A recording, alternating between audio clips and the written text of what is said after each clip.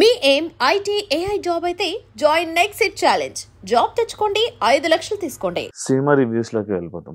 మూడో topic cinema reviews. Like cinema reviews ఇచ్చే వాళ్ళ మీద సినిమా వాళ్ళు ఎప్పుడు నెగిటివ్ గానే ఉంటారు. ఎందుకు అంటావు? అంటే సమ్ టైమ్స్ పాజిటివ్ ఉంటారు, but most of the times negative ఉంటారు. ఎందుకు రీజన్? అంటే ఇంకా బేసిక్ గా సినిమాలు కొంచెం బ్యాడ్ క్వాలిటీతో వస్తాయి. Quality in the sense not about VFX అలా కాదు, అంటే కంటెంట్ పరంగానే ఎందుకో రిపీటెడ్ కంటెంట్స్ వస్తూ, సో మళ్ళీ వాటి మనం డబ్బులు పే చేస్తుంటాం కదా. సో ప్రతిదానికి ఫ్రెష్ గా డబ్బులు కడతాం మనం. సో ఆల్రెడీ ఇంత ముందు ఒక 2-3 సినిమాల్లో ఏదైతే కాన్సెప్ట్ వచ్చిందో దాన్ని ఇడిదిప్పి ఇప్పుడు ఇంకో సినిమా కింద రిలీజ్ చేశారు అనుకో, దానికి మనం ఎందుకు ఫ్రెష్ గా డబ్బులు ఇవ్వాలి? అదొక కాన్సెప్ట్ ఉంటది. సో అందువల్ల ఆడియన్స్ చాలా మంది రివ్యూస్ కి ఎడిక్ట్ అయ్యారు. సినిమాలు బాగోకపోవడం, దానికి ఏమో ఓవర్ హైప్ ఇవ్వడం బాగోని సినిమాలకు కూడా. తర్వాత ఇంక ఈ ఓటీటీ కల్చరు, తర్వాత piracy, ticket rates, popcorn rates, చాలా రీజన్స్ ఉన్నాయిలే పీపుల్ రివ్యూస్ కి ఎడిక్ట్ అవ్వడానికి. సో వాటి వల్ల ఏమవుతుందంటే అసలు ఈ సినిమాకి ఏమాత్రం సంబంధం లేని ఒక వ్యక్తి, ఒక ర్యాండమ్ పర్సన్ సినిమా తాలూకుగా కలెక్షన్స్ డిసైడ్ చేస్తున్నట్టే కదా. అట్లీస్ట్ ఒక 2% or 3%, అది కూడా ఎందుకు అనేది. మళ్ళీ దీనివల్ల ఏమవుతుంది, ఈ టాక్ విన్నోళ్ళు వేరే వాళ్ళతో షేర్ చేయొచ్చు. ఇప్పుడు పలానా రివ్యూర్ ఇట్లా చెప్పాడు బాలేదని, దాన్ని చూసిన 1,00,000 మంది ఇంకొక 1,00,000 మందికి నోటితో చెప్పొచ్చు, అక్కడ చూశాను రా బాలేదన్నారు అది ఇది అని చెప్పి. నేను ఎప్పుడు చూస్తాను, ఆయన జెన్యూన్ గా చెప్తాడు, ఆయన బాలేదన్నాడు, సో బాలేనట్టే సినిమా ఎందుకు వేస్ట్ అన్నాడు అనుకో, 2,00,000 మంది అయిపోయినట్టే.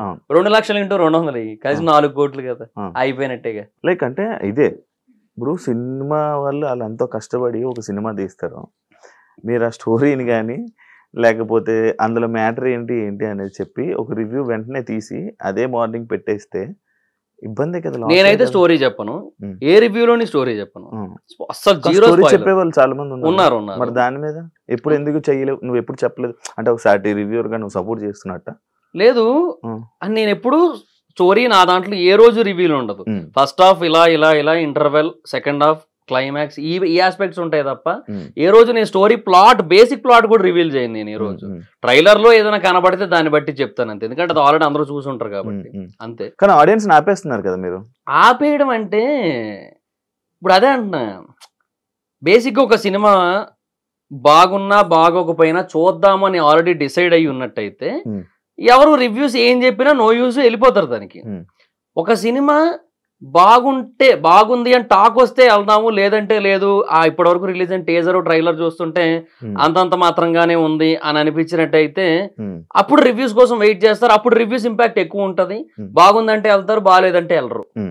కొన్ని సినిమాలు ఉంటాయి అసలు ఎంత మంచి టాక్ వచ్చినా కూడా వెళ్ళొద్దని డిసైడ్ అవుతారు, అదంతే. ఇంకా ఇప్పుడు ఫర్ ఎగ్జాంపుల్ కొన్ని సినిమాలకి ఇప్పుడు జనరల్ గా ఇప్పుడు రివ్యూస్ లో ఒక 2 lakh వ్యూస్ 3 lakh వ్యూస్ వచ్చిన కొన్ని సినిమాలకి బాగుంది అని టాక్ వచ్చినప్పుడు కలెక్షన్స్ ఒక 50 కోట్లు దాటి ఉండొచ్చు. కొన్ని సినిమాలకి బాగుంది అని టాక్ వచ్చినప్పటికీ, అంతే వ్యూస్ వచ్చినప్పటికీ కూడా రివ్యూస్ లో కలెక్షన్స్ 5 కోట్లే ఉండొచ్చు, అంతే ఉంటది. ఇప్పుడు ఫర్ ఎగ్జాంపుల్ చాలా సినిమాలు ఉంటాయి. పృథ్వీరాజ్ సుకుమారన్ గారిది ఆడు జీవితం సినిమా వచ్చింది, దానికి మంచి టాకే వచ్చింది మన దగ్గర. అంటే కొంచెం లాగ్ అయిందనే ఫీల్ వచ్చినప్పటికీ కూడా ఆ కాన్సెప్ట్ ని చాలా అప్రిషియేట్ చేశారు, ఆయన డెడికేషన్ అప్రిషియేట్ చేశారు. బట్ మన దగ్గర ఏం రాలేదు, దానికి కలెక్షన్స్ ఏమంతా లేవు. అట్లా కొన్నిటికి వస్తాయి, కొన్నిటికి రావు. కొత్త లోకాలకు వచ్చాయి, ఆడు జీవితం రాలేదు. ఎందుకు రాలేదంటే ఏమో చెప్పలేము. దానికి దీనికి సిమిలర్ టాకే వచ్చింది దగ్గరగా. ఎంత సంపాదించావు యూట్యూబ్ ఛానల్ నుంచి? ఒకటి అని కాదు, అన్ని కలిపి 2019 నుంచి చేస్తున్నా. సో అప్పటి నుంచి ఇప్పటి వరకు ప్రమోషన్స్ అన్ని కలిపి మోర్ దెన్ 1 ఉంటది. మోర్ దెన్ 1 year యూట్యూబ్ నుంచి. అంటే జబర్దస్త్ నుంచి ఏం రాలేదు పెద్ద. ఎంత ఇచ్చేవాళ్ళు అప్పుడు? అందరూ 1000 రూపాయలే. ఆర్పి అన్న నాకు ఫస్ట్ 70 స్కిట్లకి 1000 రూపాయలు ఇచ్చారు. తర్వాత ఒక 50 స్కిట్లు 60 స్కిట్లకి 2000 ఇచ్చారు. 70 స్కిట్లు 1000? ఎప్పుడు 2019 అంటే అంతే. 19 అంటే 18 నుంచి ఆర్పి అన్న దగ్గర 18 నుంచి చేశాను నేను. 18 కూడా కాదు, 17 ఎండింగ్ లోనే ఎప్పుడో చేశాను నేను ఆర్పి అన్న దగ్గర. అప్పటి నుంచి చేస్తున్నా అన్న దగ్గర. సో అప్పటి నుంచి అనమాట. యూట్యూబర్ నా అన్వేషణ మీద ఏంటి బ్రో? నాకు మంచి ఫ్రెండ్ ఆయన ప్రస్తుతానికి. అంటే చాలా మందికి బూతులు తిడుతున్నారు, వల్గారిటీ ఉంటుందా? ఫుల్ ఉంటది.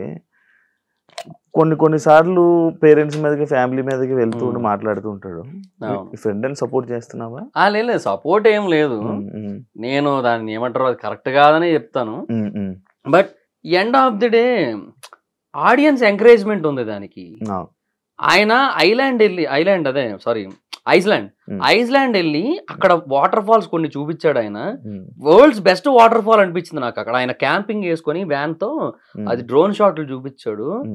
అసలు ఎంత ఖర్చు అయినా పర్లేదు, జీవితంలో ఏదో ఒక టైంలో అక్కడికి వెళ్ళాలనే ఫీలింగ్ వచ్చింది నాకు. అంత బాగుంటది అది. దానికి 4 లక్షల వ్యూస్ వచ్చినాయి. ఆయన ఒక యూట్యూబర్ నో ఒక ఇన్ఫ్లుయెన్సర్ నో తిడుతూ వీడియోలు చేస్తే 20-30 లక్షల వ్యూస్ వస్తాయి. ఇక్కడ ఎవరి తప్పు?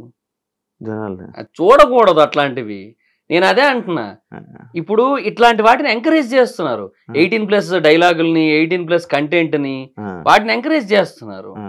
అటు బూతులు మాట్లాడుతున్నా కూడా త్యాగరాజ కీర్తనలు లేదంటే శ్రీశ్రీ మహాప్రస్థానం అన్నట్టు వింటున్నారు వాటన్నిటిని కూడా. మరి ఇంకా అయ్యే చెప్తారు వాళ్ళు. శ్రీశ్రీ మహాప్రస్థానం ఎందుకు చెప్తారు? ఇయ్యే ఎక్కువ వింటున్నప్పుడు అంతే ఉంటది.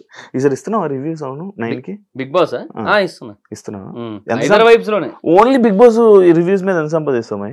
ఒక అంటే పెర్ సీజన్ ఒకవేళ బాగా ఎక్కువ వీడియోలు చేస్తే మంత్ కి ఒక 2 lakhs అబౌవ్ వస్తుంది. 2 lakhs అంటే నాకు ఇంకా అంత రీచ్ లేదు కదా. నేను ఎక్కువ వెళ్తుంది కదా బానే. అంటే ఒక 3 lakhs వరకు కూడా వచ్చు. 2 lakhs to 3 lakhs మధ్యలో ఉంటది. 3 వరకు టచ్ అవ్వచ్చు. ఒక సీజన్ మొత్తానికి 15 వరకు వెళ్ళొచ్చేమో ఒకవేళ బాగా క్లిక్ అయితే. అక్టోబర్ నవంబర్ మంత్ లో మనకి ఆర్పిఎం ఎక్కువ ఉంటది కదా, అప్పుడు మేబీ క్లిక్ అయితే ఎక్కువ రావచ్చు. 3 నెలలకు 15 లక్షలు, 4 నెలల కంటే 3 నెలలు 15 రోజులు కలిపి అట్లా ఏమైనా రావచ్చు. బట్ నేనేమంటే నాకు ఆల్రెడీ మైదర్ vibes, trending topics, facts and mysteries, ఇప్పుడు బిజినెస్ పెట్టా కొత్తగా, ఇవన్నీ ఉండడం వల్ల అన్ని చేయలేను, తక్కువే వస్తుంది. ఇప్పుడు తగ్గించాను. కంటెంట్ డౌన్ కూడా అయింది ఈ మధ్య. కంటెంట్ కూడా ఎక్కువ పెట్టలేకపోతున్నా. హైదరాబాద్ వచ్చా ఇప్పుడు ఇక్కడ కుదరట్లేదు చేద్దామంటే. ఎంత అయింది బిజినెస్ పెట్టడానికి? అరౌండ్ ఒక అంటే 60 దాకా అయింది. 60 lakhs. పెళ్లి అయింది కదా రీసెంట్, కట్నమా? అదేట్లేదు. ఏంటి పెళ్లి? లవ్ మ్యారేజా? లవ్ మ్యారేజా? ఎప్పటి నుంచి లవ్? అంటే 2024 జనవరి 1st నుంచి. ఎక్కడ, ఎలాగా అంటే చెప్తావు ఒకసారి. అంటే తను ఆంధ్ర యూనివర్సిటీలో ఎంఎస్సీ చేస్తుంటారు. వైజాగే అంటే తన రాజమండ్రి, ఎంఎస్సీ కోసం ఆంధ్ర యూనివర్సిటీ. సో అట్లా నా సబ్స్క్రైబర్ కొంచెం అలా ఇన్స్టాలో మెసేజ్ చేసి, అయ్యో నా ఎన్ని సబ్స్క్రైబర్లు మెసేజ్ చేశారో చూడు, రిప్లై ఇవ్వలేం బ్రో, భయం. మళ్ళీ నువ్వే రివ్యూ ఇస్తావు శివరాజు రిప్లై ఇచ్చాడు అని చెప్పి. ఎందుకు బ్రో? నాకు సరిపోయింది. లేదు, పెళ్లి చేసుకుంటే ఎవరేమనరు కదా, అది కూడా కరెక్ట్. సారీ చెప్పు, అది కూడా కరెక్ట్.